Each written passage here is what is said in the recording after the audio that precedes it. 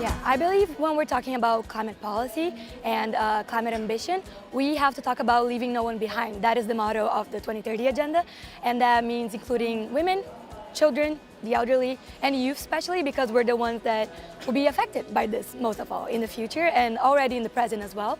So I believe that when we're talking about sustainability, we're talking about intergenerational equity.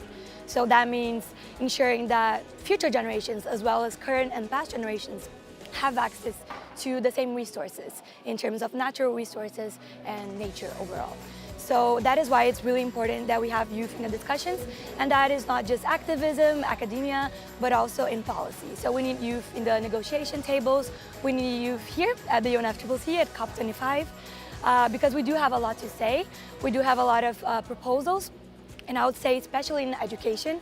When we consider ACE, for example, the Action for Climate Empowerment, we're talking about education, we're talking about public awareness, information, and I believe that is the core of achieving climate action in the future. And youth are at the core of that because most of us are students, most of us are learning still. So if we have people in the Global South, people all over having access to education, I believe we have the chance to have more climate ambition, not just in the 2020 period after the Paris Agreement goes into force, but also after 2030, after we are able to mitigate most of the effects of climate change, hopefully.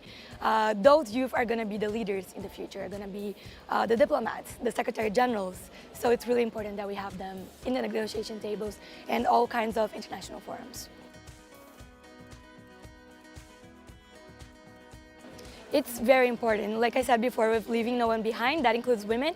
And it's important because in the patriarchal societies that we live in, we of course have women sometimes, most times, at a disadvantage. So that includes climate. So when the effects of climate change are very intense, especially in island states or rural areas, agricultural areas, we have women as the most impacted group. So of course they're important because of their vulnerability, but also because of their leadership. So we need women as well at the negotiation tables. We need women being able to raise their voice because they're the first people to be affected by climate change and all the impacts of global warming and every effect.